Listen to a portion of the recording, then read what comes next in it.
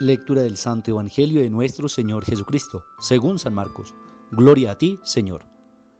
Después que se saciaron los 5.000 hombres, Jesús enseguida apremió a los discípulos a que subieran a la barca y se le adelantaran hacia la orilla de Betsaida, mientras él despedía a la gente, y después de despedirse de ellos, se retiró al monte a orar.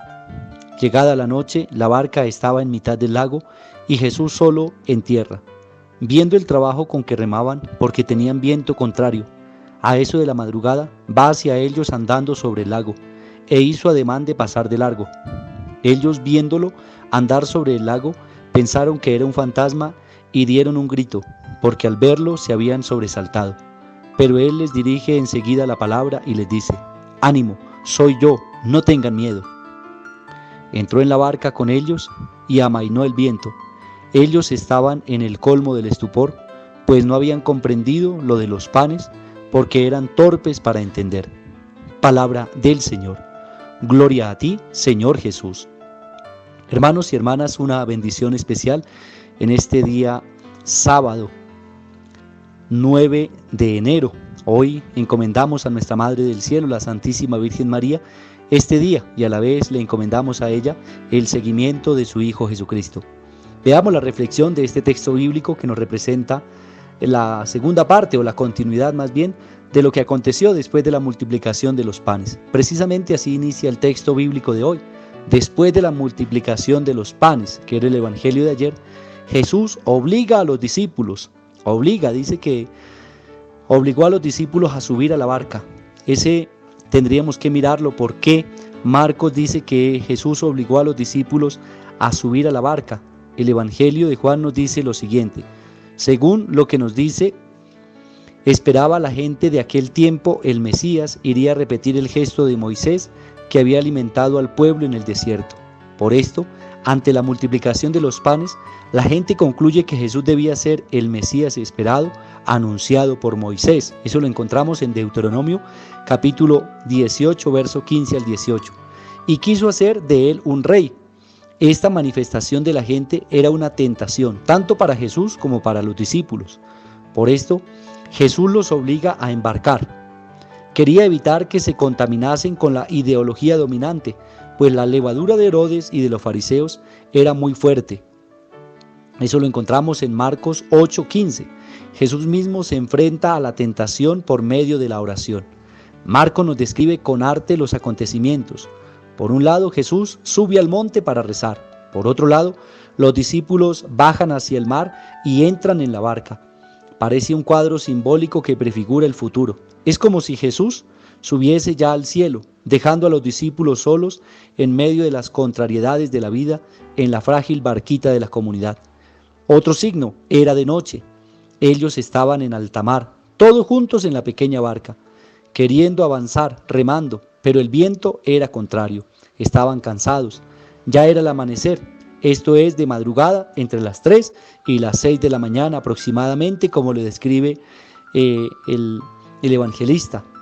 En el tiempo de Marcos, las comunidades eran como los discípulos: noche, viento contrario. No consiguen nada, a pesar de todo el esfuerzo que hacen, pero él estaba presente y fue hacia ellas, pero ellas, las comunidades, al igual que los discípulos de Emaús, no lo reconocieron.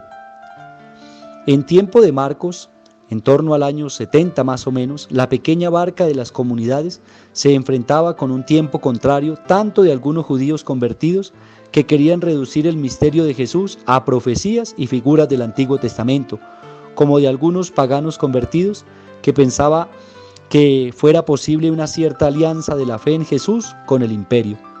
Marcos trata de ayudar a los cristianos a que respetasen el misterio de Jesús, a que no reluciesen a Jesús o redujeran a Jesús a sus propios deseos e ideas. Jesús llega caminando sobre las aguas del mar de la vida. Ellos gritan porque tienen miedo, porque piensan que se trata de un fantasma. Como en la historia de los discípulos de Emaús, Jesús hace como que quiere seguir. Así nos lo deja ver el Evangelio de hoy. Hace ademán de seguir. Pero el grito de los discípulos hace que cambie de rumbo. Se acerca y les dice: «Ánimo, no tengan miedo, soy yo». Aquí de nuevo Quien conoce la historia del Antiguo Testamento recuerda algunos hechos muy importantes. Primero, recuerda que la gente protegida por Dios atravesó sin miedo el Mar Rojo. Segundo, recuerda cómo Dios, al clamor de Moisés, declaró varias veces su nombre diciendo, soy yo. Lo encontramos en Éxodo 3:15. Recuerda además el libro de Isaías, que presenta la vuelta del exilio como un nuevo éxodo en el que Dios aparece repitiendo numerosas veces, soy yo. Isaías 42:8. Y así muchos textos bíblicos que pudiéramos confrontar. Esta manera de evocar el Antiguo Testamento, de usar la Biblia, ayudaba a las comunidades a percibir mejor la presencia de Dios en Jesús y en los hechos de la vida. No tengan miedo. Siempre invita a Jesús cuando aparece a los discípulos, cuando los va a ayudar. Jesús sube a una barca y el viento se detiene, pero el espanto de los discípulos, en lugar de terminar, aumenta. El evangelista Marcos hace un comentario crítico y dice, pues ellos no habían entendido lo de los panes, su corazón quedaba totalmente cerrado. La afirmación corazón cerrado evoca el corazón endurecido del faraón. Recordemos en Éxodo capítulo 7, y también nos recuerda el corazón endurecido del pueblo en el desierto, en el Salmo 95. Y no quería escuchar a Moisés y pensaba solamente en volver a Egipto, donde había pan y carne a saciedad. Todos esos signos que encontramos en el texto bíblico de hoy, en Marcos, pues nos invitan a nosotros también para que tengamos en cuenta que el Señor viene a calmar todo ese tipo de tempestades, que el Señor viene para clarificar nuestro seguimiento. Eso no quiere decir que nuestra vida no vaya a tener dificultades. Eso no quiere decir que el que crea en el Señor entonces ha dejado de tener momentos difíciles. Al contrario, el Señor nos ayuda a salir adelante de esa situación difícil que la misma vida nos presenta. Lo que sí nos invita es a confiar en Él y a no tener miedo. Para la reflexión de nosotros personalmente podríamos mirar algunos hechos del texto bíblico de hoy. Encontramos que era de noche, encontramos que el mar estaba agitado, encontramos que el viento era contrario. La pregunta para reflexionar es, ¿te has sentido alguna vez así de esta manera? ¿Has sentido que estás en oscuridad? ¿Sientes que tu vida está agitada? ¿Sientes que lo que intentas no salen las cosas como quizás lo has pensado? ¿Te has sentido alguna vez así? ¿Qué hiciste para vencer el miedo? Como hoy los discípulos nos presenta el texto bíblico. ¿Te has espantado alguna vez al no reconocer a Jesús presente y actuando en tu vida? Preguntas que nos pueden ayudar a nosotros para esta reflexión. Pidamos pues a nuestro Padre del Cielo para que Él en este día nos traiga esa palabra de fuerza y de ánimo. No tengan miedo.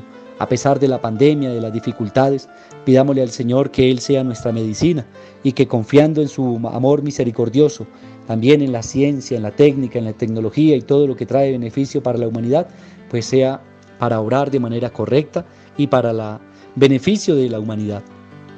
Pidamos pues por nuestros hermanos que se encomiendan a nuestras oraciones, nuestros hermanos que están enfermos en las clínicas, hospitales, en la casa, cuidado de sus familiares.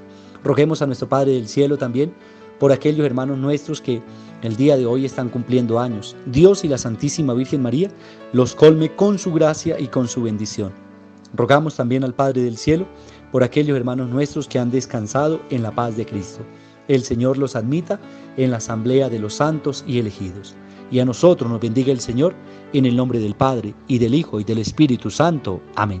Feliz día para todos.